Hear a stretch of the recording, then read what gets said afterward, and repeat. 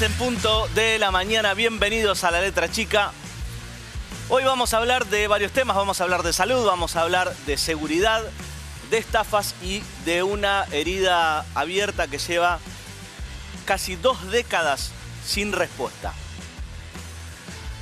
Medicamentos en kioscos. Hay debates que parecen comerciales, pero son mucho más profundos.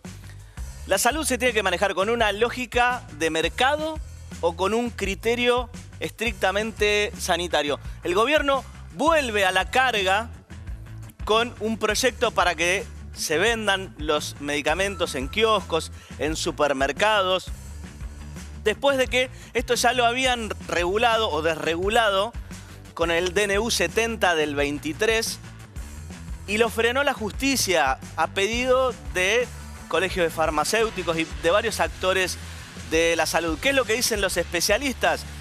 Bueno, lógicamente que esto tiene riesgos concretos y comprobados. Por un lado, todo lo que tiene que ver con la automedicación. Y después, por otro lado, que se pierde el control sobre las condiciones de almacenamiento y la trazabilidad de los medicamentos.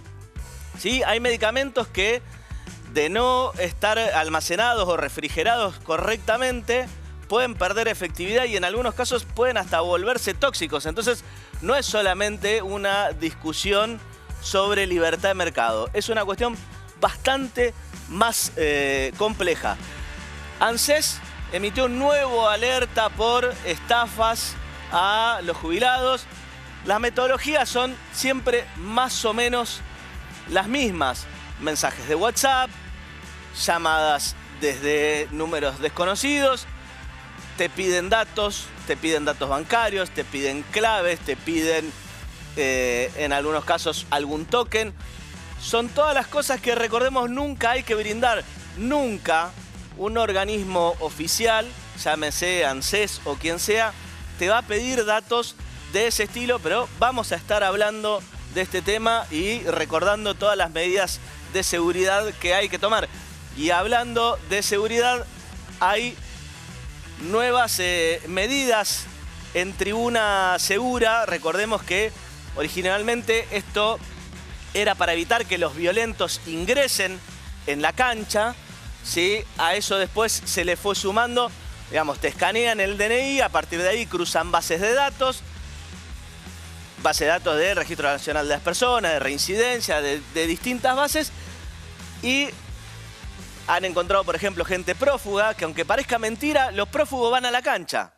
Una locura. Bueno, ahora también se va a agregar el registro de deudores alimentarios. Vamos a ver cómo es la aplicación, porque aparentemente las provincias tienen que adherir. No es tan simple, pero se sumaría el registro de deudores alimentarios y los que deban alimentos no podrían ingresar a la cancha.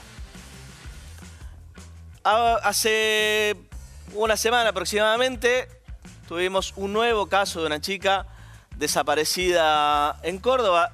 En el caso de Agostina, la justicia demoró 4 días para dictar el alerta Sofía. Esta alerta que justamente se creó a partir de la desaparición de Sofía Herrera en Tierra del Fuego hace 18 años. ¿Sí? El alerta está pensado para que se dicte rápidamente, porque todos los especialistas en materia de lo que tiene que ver con trata de personas y todos estos temas complejos, lo que te dicen es que las primeras 72 horas son vitales para encontrar a alguien. Entre más rápido se dicte la alerta, mejor.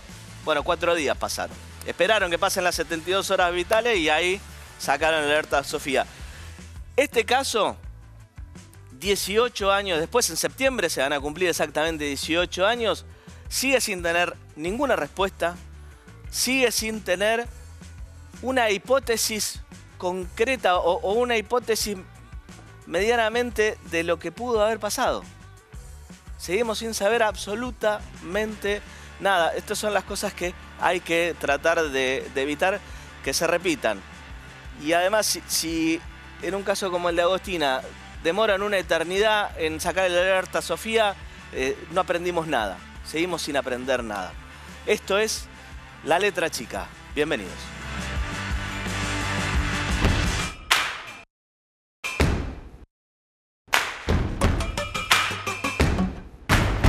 ¿Comprarías medicamentos en un kiosco? No. ¿Por qué?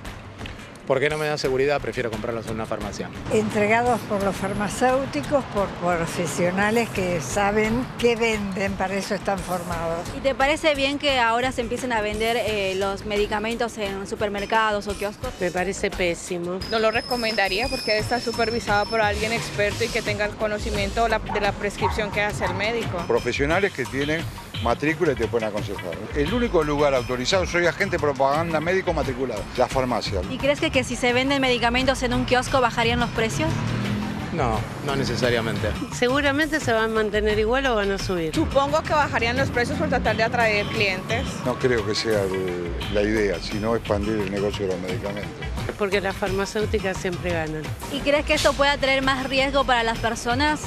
Si está vendido en los kioscos, sí. Tú no sabes qué es lo que te están vendiendo, pueden venderte un genérico cuando no es lo adecuado. Tengo entendido que en la farmacia es obligatorio que haya un farmacéutico. En los kioscos seguro que no. Yo el otro día mismo pregunté por una dolencia personal y la farmacéutica me aconsejó qué comprar en el caso por la dolencia que tenía. Un kiosquero jamás me lo podría decir. Es riesgoso poner tu salud en manos de alguien que no tiene conocimientos de medicina.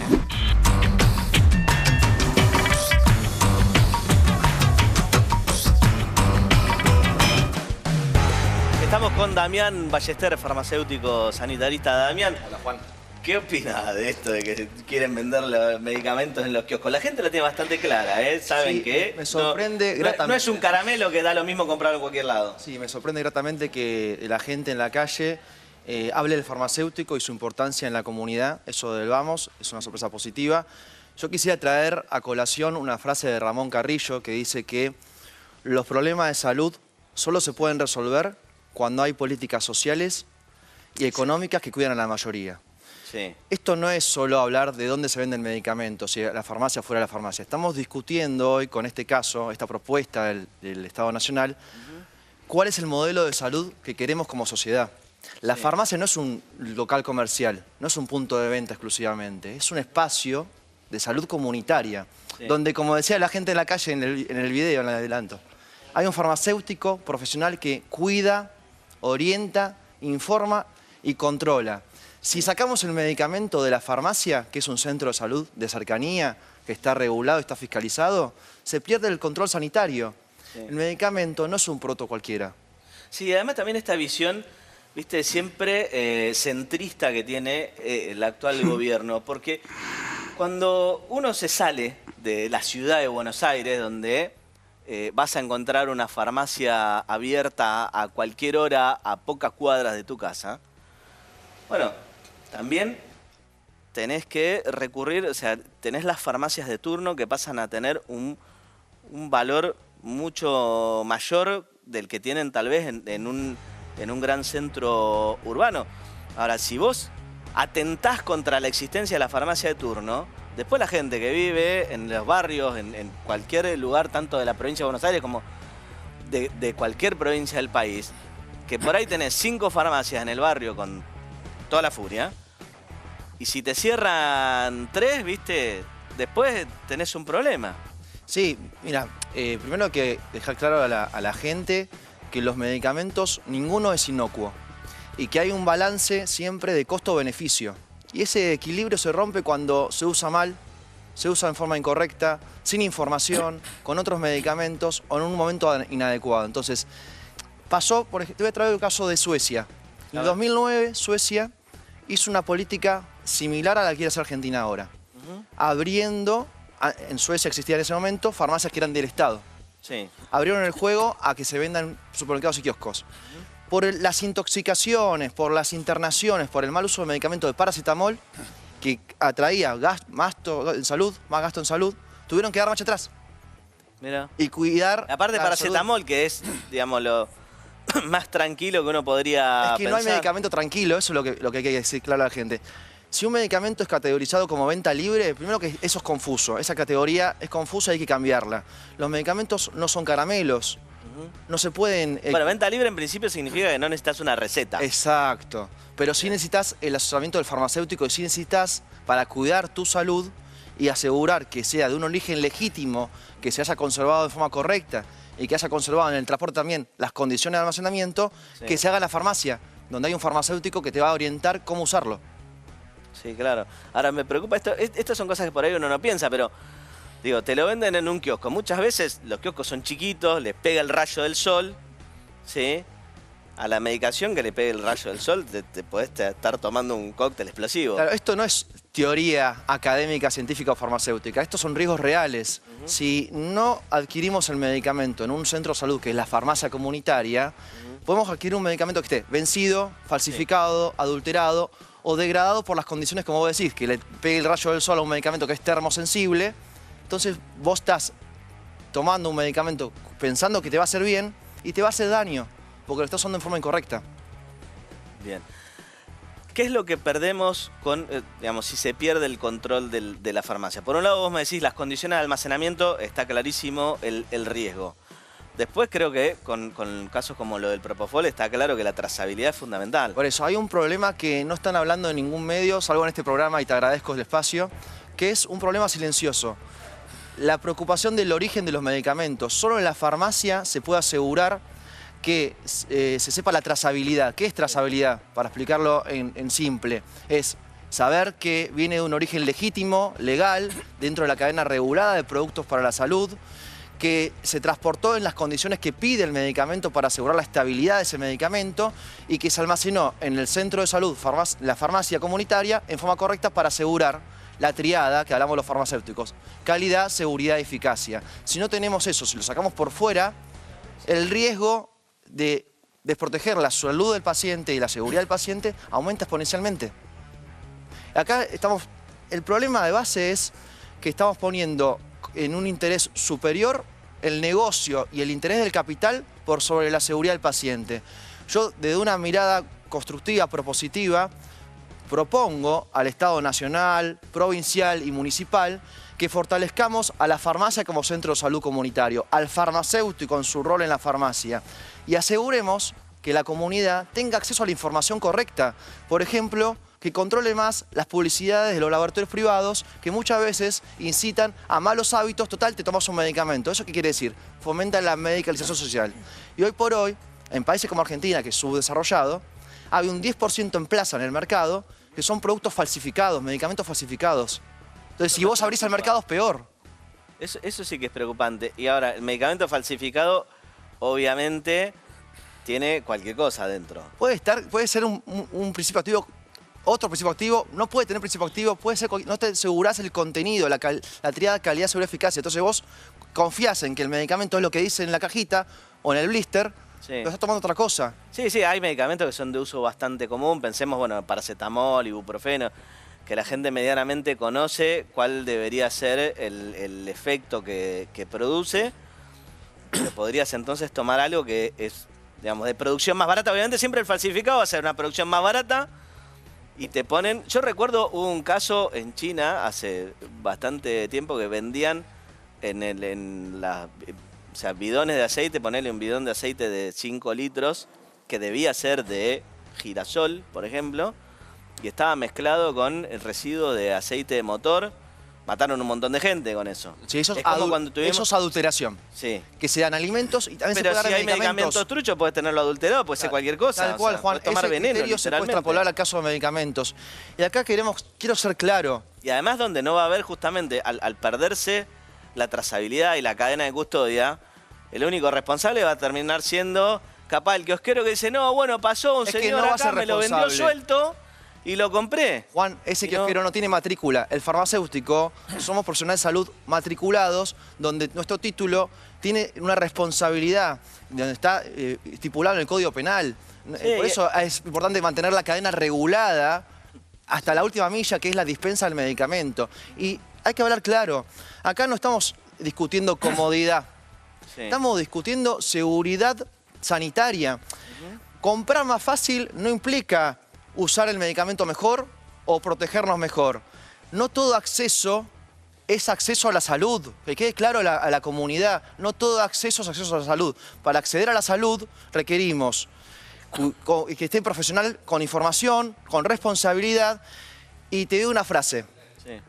No podemos comprar la salud en una góndola o en un carrito online. tenemos que ir a la farmacia donde hay un farmacéutico que es referente en la comunidad. Sí, irresponsable. Vos sabés que, por ejemplo, cuando hablas con algún vendedor de seguros o alguien que conoce de las estadísticas en las compañías de seguros en general, por ejemplo, los abogados son de las profesiones o trabajos que menos chocan. ¿Por qué? Porque el abogado siempre está pensando en todas las consecuencias posteriores de cualquier siniestro. Jorge, ¿querías decir algo? No, quería agregar pensando en un kiosco, ¿no? Con la gran cantidad de chicos que tenemos con adicciones y demás. Bueno, ni hablar de eso. En un sí. kiosco, el negocio que va a hacer, el tema ese, ¿no?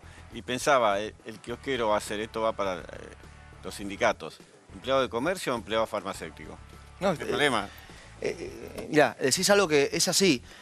Abrir el juego y liberalizar la cadena de dispensa de medicamentos a kioscos y supermercados abre el juego también al mal uso y al abuso de sustancias y de medicamentos No, también. olvídate, con las adicciones que hay, olvídate. Combinado con otra droga socialmente aceptada que es el alcohol, que en los jóvenes está aumentando mucho la incidencia del alcoholismo. Sí, claro. Bueno, justamente lo que decía es, nadie va a ser justamente más responsable y nadie va a ser más consciente del peligro de la venta de cualquier cosa que un farmacéutico. Eso También nos quiero da ser una tranquilidad. coherente y ecuánime con esto también. Está mal que se vendan medicamentos en kioscos o supermercados, está mal porque no hay un profesional farmacéutico. Pero también está mal, y hay que pensar y reflexionar, que en algunas farmacias que tienen un tipo de sociedad cadenera, te venden el medicamento para la diabetes, pero en la cola para pagar el medicamento te venden golosinas. Entonces eso también hay que repensar. Como está mal que el medicamento esté en el kiosco, también tenemos que pensar si está bien que en una farmacia Claro, una se vendan farmacia que parece un productos como supermercado golosina. también. Claro. Y también que publiciten promociones 2x1 de medicamentos de venta libre, que como ya dijimos al inicio de esta columna, Sí, no sí, son, también está mal fomentar llamado. el abuso. Claro, claro. Seguramente. Sí, ahora, digo, si uno lo piensa, bueno, es que por un lado los que hablan de libre mercado y qué sé yo, lo que dicen es va a bajar, y de hecho algunas de las personas que entrevistaban en la calle decían, bueno, va a bajar el precio. Bueno, yo no sé si cuánto va a bajar el precio. Lo mismo que en otros programas de salud que en este programa. A veces vemos el corto plazo. Ponerle que haya una baja, vamos a ese escenario, baja un poquito el precio de los medicamentos de venta libre, un poquito. Sí. Pero el gasto en salud que se incrementa por las internaciones, por las intoxicaciones, el gasto en salud total, que lo pagamos todo de nuestro bolsillo con nuestros impuestos, Sí. va a aumentar. Entonces, en el balance global, el corto plazo potencialmente beneficioso va a largo plazo a no ser además, viable. un sistema de salud que ya está bastante sobrecargado. Recordemos que en el último año 800.000 personas salieron del sistema de salud privado y pasaron al sistema de salud no pública. solo Es decir, eso. gente que ya no pudo pagar, 800.000 personas que no pudieron pagar más la prepaga y bueno, pasaron. El sistema de salud está fragmentado y hoy el canal público está explotado porque mucha gente va dejando de pagar la prepaga obra social y va a la salud pública, que está con turnos muy largos. Y también hay un tema, la obra social y prepaga ahora está en los copagos, casi todo es por copago. Entonces, en conclusión, el gasto de bolsillo de la gente aumenta y esto impacta en el poder adquisitivo. Claro. Entonces, hay una inflación en el precio de venta público de medicamentos que no va acompañado del aumento de honorarios o salario de las personas. Entonces cada vez la gente se va subtratando porque no puede comprar el medicamento para tener toda la terapia, sobre todo los crónicos, ¿no? Sí, sí, claro. Sí, es que, claro, yo lo que no entiendo a veces es cuál es el plan, ¿no? Porque digo, tenemos... ¿Es un plan de negocios o un plan de salud? No, de salud claramente no es, porque la salud de la gente no, ¿Y negocio no para importa. quién? Digo, las ¿Negocio obras para sociales quién? cada vez cubren menos. Vos decías lo de los copagos. Digo, digamos, los privados te van aumentando cada vez más. La salud privada está desregulada, ya no tiene que pedir permiso, aumentó muy por encima de la inflación, por eso tanta gente se fue de las prepagas, porque a su vez los ingresos están pisados, ¿sí? Entonces nosotros para que los sindicatos puedan cerrar una paritaria, ahí sí, tienen que pasar por el Ministerio de Trabajo y no les aprueban las paritarias, ¿sí? Hoy hay intervención del Estado. Sí. En la única intervención del Estado que hay en la economía, yo hablo de economía de salud porque soy farmacéutico, es En el aumento de sueldo, ahí sí interviene el Estado. Pero en lo que es construcción del precio de venta público de productos para salud, está liberalizado. Lo que es costo de obra social y prepaga, está liberalizado. Esto no va a tener cauce positivo. Esto a la corta, va a generar una crisis sanitaria de mucha envergadura, donde va a morir gente porque no va a poder tratarse. Estamos muy cerca del colapso. Damián, muchísimas gracias. No, gracias a vos, Juan. Los adultos mayores son las principales víctimas de las estafas. Y la pregunta que nos hacemos es, las modalidades cambian, las estrategias para estafar cambian. Y siempre da la sensación de que no somos capaces, no estamos a la altura para poder proteger a nuestros adultos mayores. Vean el informe.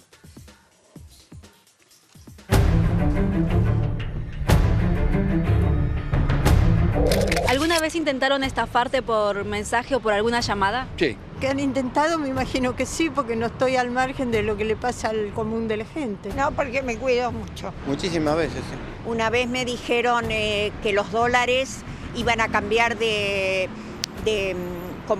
números y que estaba mi hijo y mi nuera, que era mi ex nuera, estaban en el banco para hacerlo. Y yo ahí me di cuenta porque nunca mi hijo iba a estar con su exmujer. ¿Le responderías a algún mensaje que dice ser de ANSES? No, nada. Y yo directamente los teléfonos que no conozco los corto. No respondo mensajes. No, yo no respondo nada de esas cosas, ¿no? Nada. Nada. ¿Y sabes cómo protegerte ante estafas virtuales? Yo me cuido mucho, nada, no hago nada. Me llega algo que no conozco, lo elimino, termino. Y aparentemente sí, porque lo hago bien, porque nunca me lo hicieron, así nunca me estafaron. Básicamente no responder mensajes de desconocidos, spam, antivirus en el teléfono y en la PC. Yo veo un número desconocido en mi celular y no atiendo. Ir al banco y contar qué es lo que pasó.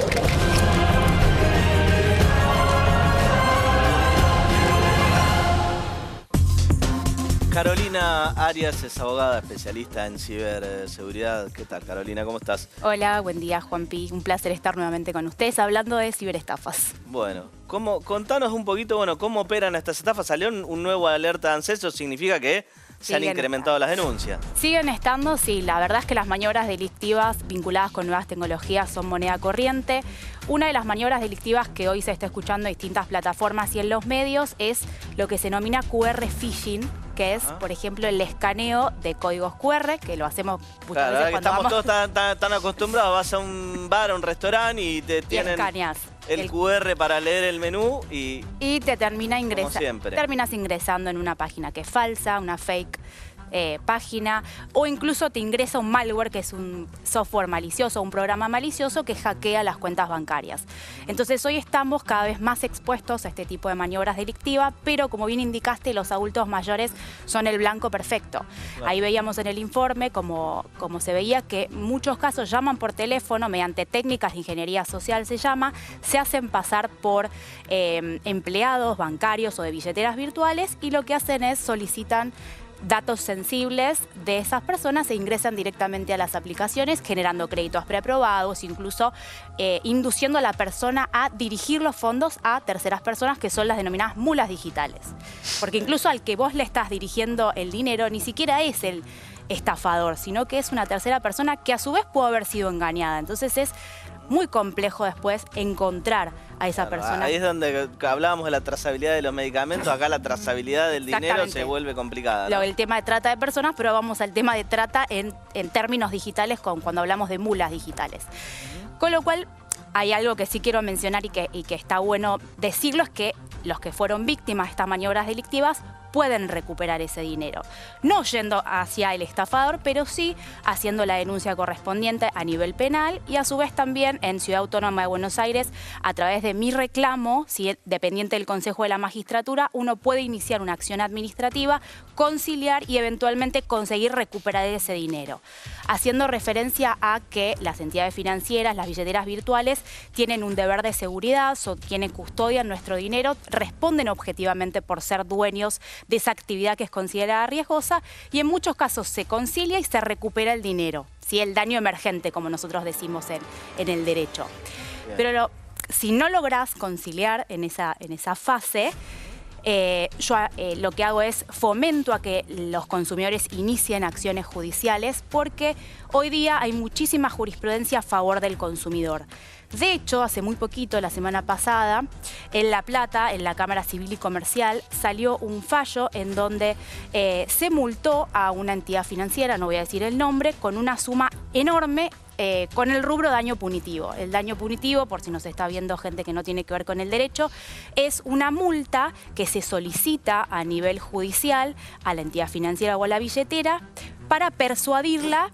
Es una multa elevada para que obviamente fomente a que se establezcan medidas de seguridad más fuertes para evitar este tipo de Acá le voy a robar un poco lo que dice Jorge 2x3, pero en un punto los bancos y las billeteras son medio como cómplices porque te la hacen tan fácil para sacar el crédito. No te piden un dato biométrico. Hoy que es tan fácil, ¿no?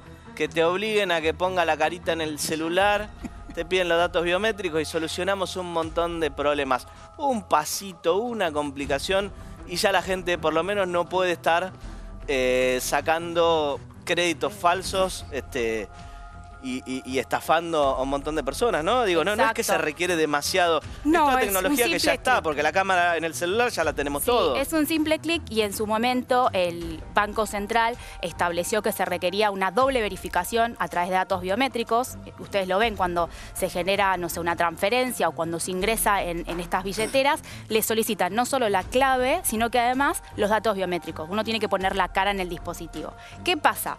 Hoy los estafadores ya saben que hay que poner esta doble verificación y te llaman por teléfono y a la persona le hacen poner la cara. Entonces digo, ya directamente en la videollamada. Ya no sirve entonces el doble factor a través del dato biométrico. Y otra cuestión importante... Para. A ver, se puede hacer simple porque en realidad si te toman de una videollamada, por ejemplo, digo, para la gente que... sí, la verdad que es como raro que vos te entre una videollamada de un número desconocido y la atiendas, pero pongamos que alguien caiga. Está bien, tienen el rostro, pero van a poder tenerlo de una manera, si se quiere, estática. Si te piden que hagas determinadas cosas, no sé, cerrar los ojos, girar la cara hacia un lado, algo, que lo hacen en muchos casos, ya está. Sí, por eso es que hay estadísticas de unidades especializadas en ciberdelitos que lo que mencionan es que el blanco perfecto son los adultos mayores y son los que más caen porque le dice poné la cara, son los que llaman. Hoy, los que somos más jóvenes, ya estamos anoticiados de este tema y no respondemos llamadas de desconocidos, no ponemos la cara o incluso cuando vemos del otro lado la imagen del banco, la entidad financiera y vemos que eventualmente puede ser que aparezca algún lema en donde dice que nos están filmando, la realidad es que cortamos o directamente yo no atiendo llamadas desconocidas. Pero los adultos mayores son el blanco perfecto, por eso es que yo siempre menciono cada vez que vengo a tu programa, Juanpi, de que se establezcan medidas tendientes o políticas públicas relacionadas con educar al consumidor y a los adultos mayores, que son el blanco perfecto. Porque la maniobra delictiva va a seguir existiendo. Cada vez los estafadores van a estar encontrando la manera perfecta para poder ingresar en las aplicaciones. Y para evitar que los adultos mayores sean las víctimas más apetitosas, la realidad es que sí o sí tenemos, nosotros como ciudadanos, incluso el Estado mismo, educar al consumidor en torno al buen uso de estas aplicaciones. Lo que sí vi, y quiero hacerlo público, es que, por ejemplo, hay una billetera, no voy a decir cuál es, que cuando uno está realizando una transferencia, y esto lo traigo para ver qué opinan ustedes, aparece y dice, ¿usted quiere protegerse? Hay un seguro de 4.000 pesos en caso de ciberestafa. Entonces digo, encima que yo estoy utilizando esa aplicación, que en muchos casos la realidad es que... O sea, ellos tienen el deber de seguridad, pero te lo cobran. Yo tengo que tener un aseguro, o sea, ellos tienen mi dinero, ellos obviamente con mi dinero hacen lo que quieren, son grandes empresas. Yo tengo esa aplicación porque hoy para poder operar necesito descargarla, porque hoy todo funciona a través de aplicaciones bancarias y billeteras virtuales. O sea, hoy vamos a cualquier lado, incluso hasta para dar una propina te pasan el alias. Digo, ya el efectivo se terminó. Entonces digo, hoy para poder pertenecer a esta sociedad tengo que tener esa aplicación. Y además ellos se quieren cubrir haciéndome pagar a mí un seguro. Digo, yo tengo que pagar todo el tiempo, me tengo que hacer cargo yo como consumidor de la utilización de ese tipo de plataformas. Bueno, es que es violentar la 24240, ¿no? La Ley de Defensa del Consumidor. En definitiva, todo aquello de lo que la Ley de Defensa del Consumidor te está protegiendo, Si pueden, te lo cobran con un segurito. Exactamente. Yo plantearía que eso sí, ya que tocamos el tema de la ley de defensa del consumidor, que es una cláusula abusiva.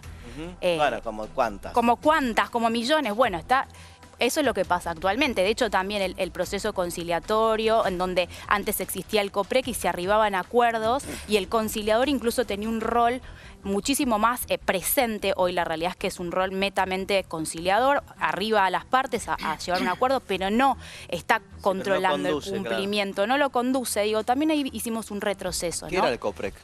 El COPREC era un organismo a nivel federal que lo que hacía era acercaba a las partes a conciliar, pero el conciliador tenía un rol muchísimo más activo en el sentido de que si las partes intentaban arribar un acuerdo que estuviese en contra de la ley de defensa del consumidor, frenaba a las partes y trataba de conducirlo. ¿Por qué ahora no existe? Era un servicio de conciliación justamente en materia de consumo. Y ahora no existe más eso. No, está entre todas las cosas que hizo desaparecer este gobierno. La baja voluntaria. Fíjate que las veces que viene Carolina siempre termino con lo mismo, ¿no? ¿Cuándo va a salir una ley clara, precisa? Porque la jurisprudencia, para que los televidentes que nos están mirando, es que algún juez dice esto y entonces el otro lo trata. Pero no todos los jueces imitan, y sobre todo son muy pro bancos. Cuando vos vas a la justicia, son muy pro bancos. ¿Cuándo va a salir una ley directa que responsabilice a aquellos que dan el crédito, que no tomaron el recaudo del deber de cuidado? Porque iniciar un juicio, que es lo que pasa muchas veces, al abuelo le roban 1.500.000, que es una barbaridad de dinero pero iniciar un juicio lo desanima, porque ¿cuánto tiempo te lleva? Ustedes saben lo colapsada que está la justicia, entonces lo que tiene que haber, el Congreso, famoso Congreso que tenemos, es una ley clara contra el ciberdelito, que se haga responsable los bancos y las billeteras. Y vas a ver cómo no a los 2 meses, a los 10 días van a empezar a sacar... Alarcón, mira, el día que seas diputado nacional te voy a mostrar los recortes de este programa y te voy a decir, tenés que presentar un proyecto de esto, un proyecto del otro. Hay un punto en común entre el tema de salud y el tema que está hablando ahora. El Estado está interviniendo en las normas de convivencia, pero en vez de tener en cuenta que hay una asimetría en el poder, uno más vulnerable, una parte más vulnerable, el paciente o el consumidor, y otra parte más fuerte, que es los laboratorios privados, el mercado o los bancos, interviene sin tener en cuenta esa asimetría. Siempre en favor del más fuerte. Cortito, los balances de los bancos que están saliendo ahora, todo con superávit monstruosos, cobran tasas monstruosas. Cuando les caiga el garrote, pero claro, si la sacas un préstamo te piden el 100% de interés, cuando se supone que la inflación es mucho más baja y cuando además los salarios son más bajos. ¿Quién va a sacar un crédito? Es ponerte la soga en el cuello solo. Vamos a cambiar de tema, vamos a hablar un poquito del programa Tribuna Segura, porque además de que ya se le aplica el derecho de admisión a los violentos, además de que ha servido en más de un caso para encontrar prófugos de la justicia, ahora se adiciona que no van a poder ingresar en la cancha los que deban, los que tengan una deuda alimentaria. Ven el informe.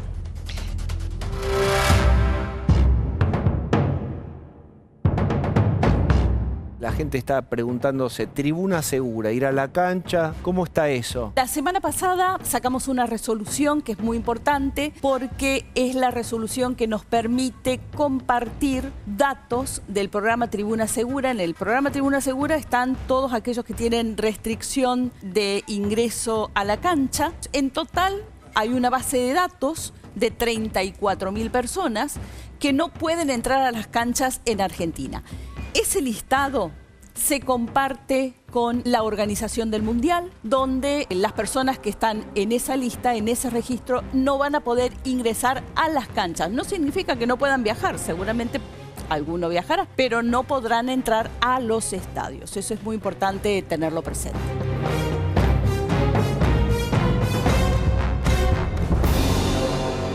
Estamos ahora con Silvina Cotiñola, abogada. Bueno, ahí fue un poquito de spoiler el informe, pero contale a la gente de qué se trata este programa Tribuna Segura. Este programa Tribuna Segura no es nuevito, como bien decían en el informe, desde el año 2017 ya figura para los violentos de la cancha, para la búsqueda de prófugos, como hiciste en tu editorial. Sí. Y finalmente, lo más reciente que se publicó en el Boletín Oficial el 13 de mayo, hace ya 20 días atrás, que es la incorporación de los registros públicos de deudores morosos. Sí. Es decir, los papás que no paguen la cuotita alimentaria regulada judicialmente. Si quieren ir a la cancha, no van a poder Esto entrar. ya se venía dando en varios fallos judiciales, hace rato que lo veníamos viendo, pero ahora... En fallos y además con el antecedente de la Ciudad de Buenos Aires. El año pasado sancionó una ley, mejor dicho, a fin del 2024, sancionó una ley, la puso en práctica a partir de marzo del 25. Y fue muy exitoso. De verdad, se encontraron muchas gente muy deudora que tuvo que regularizar sus... Sí, claro, sus yo creo que deudas. el primer proyecto de estos surgió después de que todos vimos El secreto de sus ojos, ¿no? Claro, ese momento en el que dice, bueno, el hombre puede cambiar de religión, no puede cambiar de pasión. No puede cambiar de pasión y alguien dijo, che, ¿por qué no hacemos que...? Pero fue tan interesante. Seguramente. Pero fue muy interesante. ¿Por qué digo que fue muy interesante? Porque ante el advenimiento en días del inicio del Mundial, armar este convenio con FIFA y que todos estos registros se trasladen hacia la organización de la Copa del Mundo, es importante, porque hay una cosa importantísima que todos tienen que saber, que si no hay una prohibición de salida del país, que el juzgado determinó para ese papá moroso, el papá se va. Puede irse y gastar la platita en el avión, en el hotel, en las cosas que quiera. Pero cuando llegue a la cancha le van a decir, señor, usted está inscrito en un registro, no puede ingresar. Es conveniente que todos aquellos papás morosos averigüen antes de hacer esa inversión. Porque de hecho, quizás la cuota alimentaria es súper inferior al monto que ellos gastan. Sí, a ver, es una cuestión de lógica, ¿no? Si alguien se va a ir al Mundial de Estados Unidos, de hecho, las entradas, lo que fue la venta de entradas de este Mundial es la más baja en mucho tiempo porque se fueron de mambo con los precios. Sí, entonces, el que va a hacer semejante inversión, no estamos hablando de alguien que no puede pagar la cuota, que no llega a fin de mes, es gente que definitivamente le sobra la plata y que no está pagando por mala voluntad. Eso es por un lado, pero además esa resolución, esta última que se suscribió, la del Ministerio de Seguridad, incorporó a los conciertos. Esto de manera facultativa, ¿no? Los organizadores de espectáculos públicos, los conciertos que se hacen en los grandes lugares, tanto de artistas nacionales como internacionales, cuya entrada vale mucho más que una cuota alimentaria generalmente, hace que esos papás cuando lleguen ahí no lo tengan ni considerado. Y la verdad que es una muy buena medida, no solamente de coerción para el papá moroso, sino en beneficio de los chicos y de las personas con discapacidad, Juan Pablo, porque las personas con discapacidad son destinatarios del cumplimiento de cuotas alimentarias durante toda la vida, así sean mayores de edad. Tienen la posibilidad de recibir el aporte, la contribución de ese papá no conviviente a lo largo de toda su vida. Y esto me parece fundamental y visceral, que realmente se haga público, que realmente los papás digan, che, pará, si yo quiero disfrutar un poco, quiero irme de viaje, ir al Mundial, ir a ver un concierto, que tiene todo el derecho del mundo, primero cumpla con su obligación, que independientemente de lo que la ley dice de contribución económica, no los obliga a querer a los hijos, pero sí a aportar para su manutención. Seguramente sí, Jorge. No, escuchaba atentamente y estoy de acuerdo. No estoy de acuerdo con el que no puedan ir a los estadios, no estoy de acuerdo con que no pueden ir a los espectáculos públicos, porque inclusive muchas veces, como lo dijeron recién, son fanáticos por el fútbol, son fanáticos por un determinado cantante, le puede sacar la entrada a otra persona, etc. Yo lo que digo es que cuando dicen papá, incluyan a la madre también. Papá y mamá. Sí. Para ese padre no conviviente. Claro. Entendemos sí, bueno, pero que siempre al hombre. Y el hombre está en una situación económica, social, en un país donde el sueldo no alcanza, donde no alcanza el trabajo, donde se queda sin trabajo y igualmente lo persigue. Pero no es el caso, no, espera. Bueno, me parece que hay que separar dos cosas. Primero, pero tiene razón, en nuestra sociedad y en nuestra realidad, ella habló por ahí de padre no conviviente. Progenitor, vamos a decir. Vamos a decir progenitor para ser más correctos.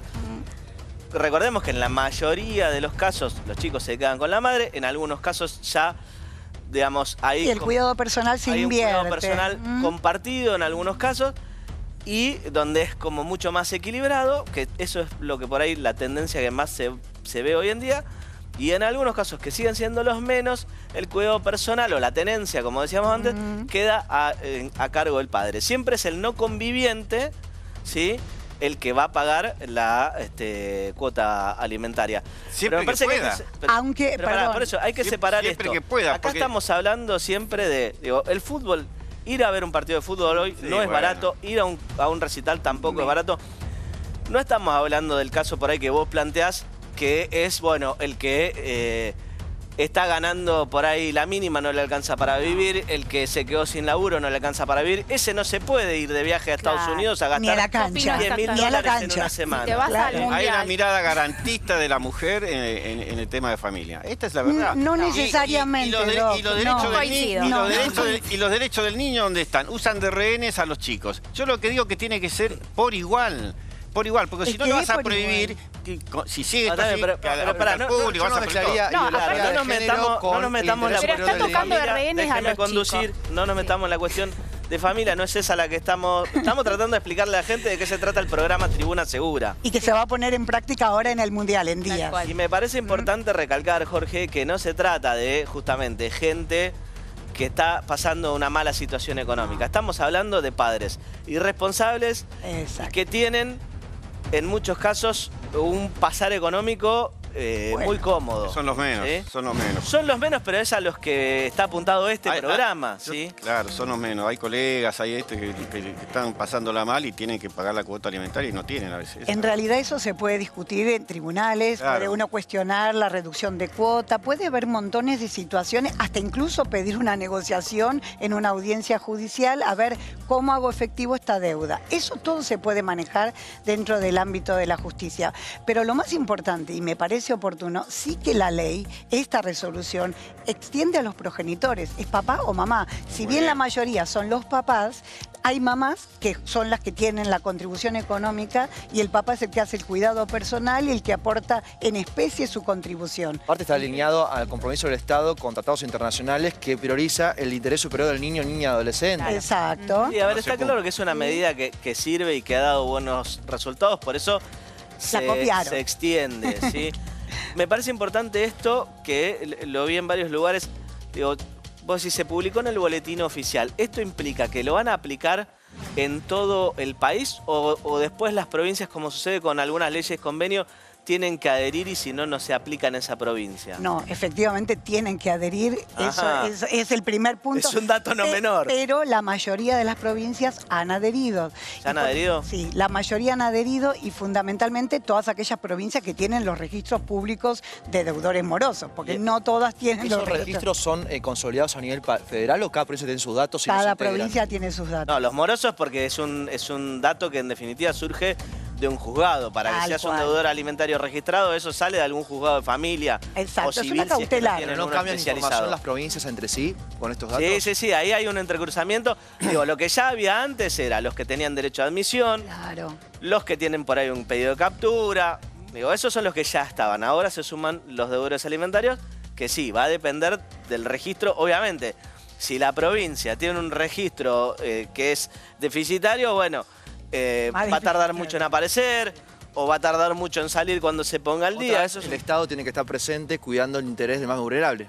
Serían los niños que no tienen la cuota alimentaria necesaria para... Sí, en definitiva los chicos tienen que comer todos los días y no tienen la culpa. Eso sin lugar a dudas. Yo te puedo decir algo, yo creo que esta medida que está mencionando acá la doctora tiene que ver con cuestiones también de violencia, porque si una persona viaja al extranjero, al mundial, y no paga, no creo que tenga que ver con cuestiones monetarias, sino también tiene que ver esta medida para repeler lo que se llama violencia económica o la violencia vicaria, digo, porque tiene que ver más con eso que con otras cuestiones, digo. Sí, me ¿cómo va a parece haber violencia para una persona que va al mundial? Que no paga la cuota ella lo que está hablando, no, eso es un concepto claro, es violencia económica. Si vos, no estoy de acuerdo, no te enojes, no estoy de acuerdo. No, está bien, Jorge, pero si vos ganás una fortuna y te podés dar el lujo de ir a tirar un montón de plata, ¿entendés? Para viajar a Estados Unidos, a pagar alojamiento carísimo, a pagar las entradas al mundial que están carísimas, y no pagar la cuota alimentaria, sí es una forma de ejercer violencia. Juan Pablo Godibele, pero son la los violencia poquitos. no es solo física, Jorge. Es un 1%.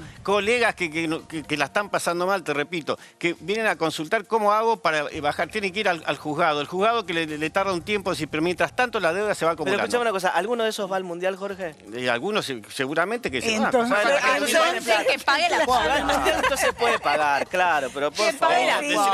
Vamos a... Que sea parejo. Se puso picante. Sí, vamos a cambiar el eje de la información. Vamos a hablar un poco de lo que es el caso de Sofía Herrera. Desapareció hace casi 18 años en Tierra del Fuego. Esto fue justamente en el mes de septiembre, se van a cumplir exactamente 18 años. Y lo increíble es que al día de hoy seguimos sin tener una línea de trabajo, una hipótesis concreta de qué es lo que sucedió con ella. Vean el informe.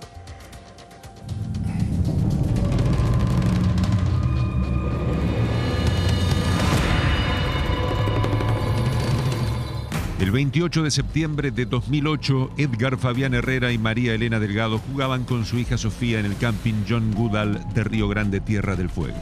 Luego de un descuido de segundos dejaron de ver a Sofía Yasmín. Alguien se la había llevado. Y en algún momento seguimos caminando con Silvio, me doy vuelta otra vez y la sigo viendo a Sofía jugando. Entonces digo, listo, entonces seguimos caminando. Cuando ya yo me doy vuelta para acá, sí, Sofía ya no estaba. No estaba acá, en el grupo. Sus juguetes están en la casa. Yo no me puedo imaginar mi casa sin mi bebé.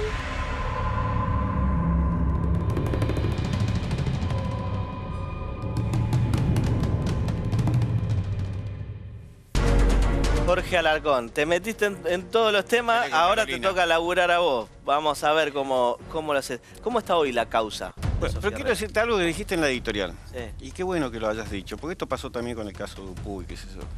Suceden los casos, se crean las leyes y no se cumplen. Y no se cumplen. Y no se cumplen. Acá fíjate en el caso de esta chica. Lamentablemente de la nena, ¿no? Agarró el partido River Belgrano, después el feriado, y después recién la policía se preocupó en este caso la Fiscalía y el juez, que son los que tienen que aplicar el alerta a Sofía, en aplicarlo. Estás hablando de Agostina Vega. De Agostina Vega. Y tiene el antecedente del caso que tenemos que tratar hoy, que es el paradigma. Es increíble que en la Argentina, muy parecido a Loan, mezclo todo porque es idéntico, que desaparece delante de las narices de todo, en rutas, en lugares donde Loan no tanto, pero en el caso ahora de Agostina, cámaras por todos lados, etcétera, etcétera, y no la encuentran.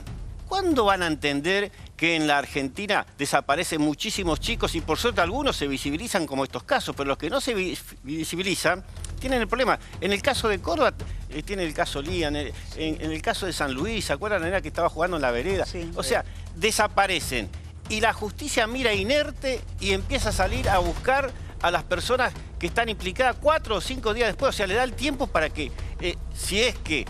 Pero además lo loco es que, digo, en el caso de Agostina, enseguida sabían a dónde se fue y con quién estaba. Claro. Demoraron una eternidad. Y fíjate, acá también hay que me están criticando mucho por esto que voy a decir, espero que Carolina no me pegue. Pero yo digo, una nenita de 14 años, sale 10:30 de la noche y la mamá dice que va a ver a un señor que tiene antecedentes, que es barra brava. Acá para la señora le digo que nunca se tocaron el tema de los barra brava y se están preocupando por lo que no pagan alimentos.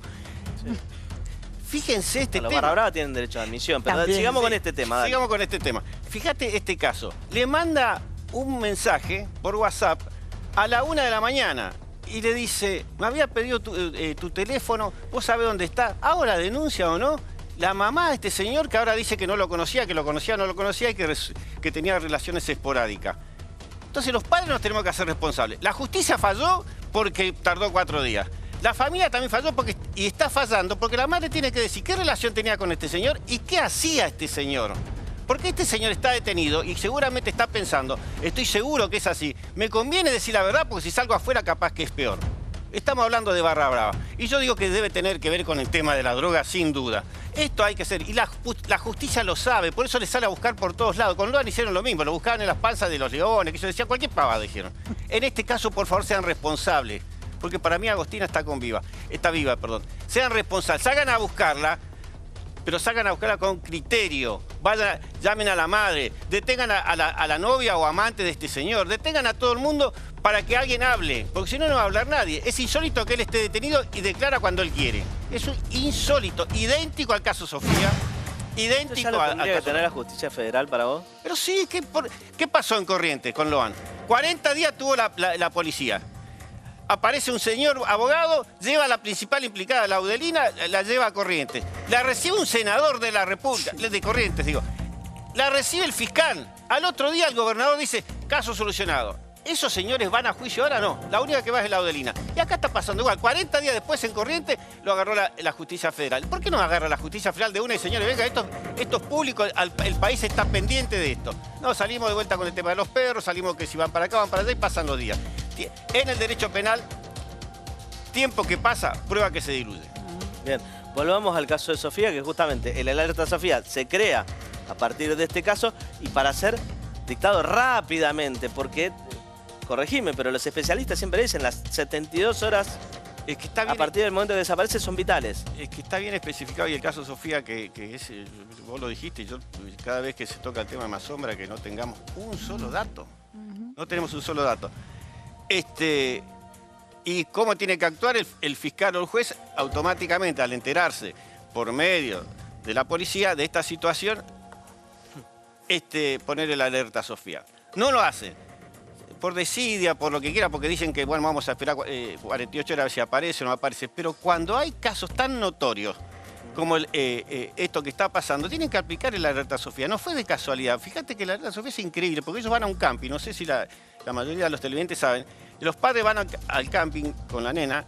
Sí, ahí en Río Grande. En Río Grande. Con unos amigos, o sea, una pareja amiga con chiquitos también. Van al camping, llegan al camping todos, bajan, estacionan los coches, deciden buscar un lugar donde van a estar mejor para acampar, acompañados por los niños de la otra pareja. Y Sofía van caminando. Según el relato del padre, se da vuelta y la ve, se da vuelta y la ve. Y la madre se queda en el coche con la otra señora. No estamos hablando de kilómetros. Y de repente mira para atrás y no estaba más. De repente no estaba más Sofía. ¿Qué pasó? ¿No miraron las rutas? ¿No controlaron nada? Bueno, ahí nace la alerta Sofía, porque también hubo displicencia para buscarla. Y empezaron a echarle la culpa a quién, al padre, a la madre. Lo cierto es que Sofía no apareció porque todavía el país no está preparado para buscar a los niños. Famosos derechos del niño. Los derechos del niño se tienen que respetar. Y este tema de Sofía sirvió para muchos casos donde se aplica. Porque si se hubiera aplicado en el caso Loan y si se hubiera aplicado el otro día en este caso, por más partido importante que hubiera habido en Córdoba, yo creo que lo hubieran encontrado enseguida. Yo creo que la van a encontrar y con vida. ¿No? Estoy seguro que la van a encontrar. Ojalá que así sea. Vamos a ir a un breve corte y después quiero que me respondas, bueno, ¿qué hipótesis hay vigentes en el caso de Sofía? Que la verdad, justamente, como decía, se sabe poco y nada. Vamos al corte y enseguida volvemos.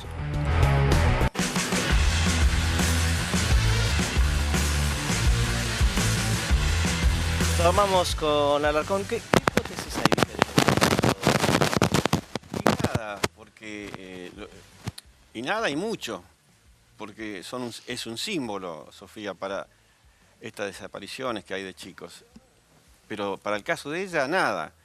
Lo que sí es, y hay que decirlo, que la mayoría, lo digo despacio para que la mayoría de las veces no se aplica siendo una ley y siendo una obligación aplicar, en este caso como el de Agustina, el caso Sofía. No lo aplicaron con Loa, no lo aplicaron en Córdoba. Por eso yo digo, no es un problema que la justicia no tenga las leyes, no las cumple, no se cumple. Y en este caso te quiero decir cortito, lo digo. Sí. Yo creo que tiene que ver, cuando aparece un barra brava, alguien que es empleado de la municipalidad, y etcétera, etcétera, la droga está dando vuelta. Siempre, ¿no? Olvídate, sí. La madre se preocupa 3 horas después a la 1 de la mañana. Con una persona que tiene antecedentes, que es barra brava. El barra brava tiene antecedentes, tiene relaciones políticas y tardan 4 días en encontrarla. Está hoy disfrutando en la... No, le tienen que llamar, tienen que detener a todos los familiares y uno va a hablar, Bien, Damián, ¿te queda algo? Sí, evitemos muertes innecesarias por el mal uso de medicamentos. No todo acceso es acceso a la salud. Se accede a la salud dentro de la cadena regulada. En el final es la farmacia comunitaria. La salud no se compra en una góndola, no se vende en una góndola, ni en un carrito online.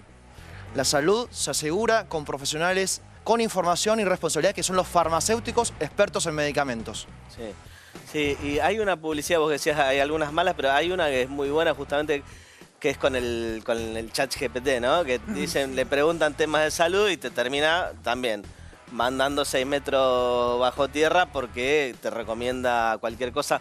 Es uno de los errores muy comunes hoy en día. La gente le pregunta a la inteligencia artificial cosas que son de distintas profesiones, y si fuera tan simple que se lo puede cargar una inteligencia artificial, no tendría más sentido que existan las universidades. No caigan en esa. Para algo muy básico pueden servir. Después son un océano de 1 centímetro de profundidad la inteligencia artificial. Y lo mismo puede pasar si compras medicamentos en cualquier lado. Nosotros tenemos que irnos, nos vemos la semana que viene para que sigan conociendo sus derechos acá en La Letra Chica, donde hay expertos que te dicen las cosas como son. Hasta la próxima, se quedan en modo fin de, no se vayan.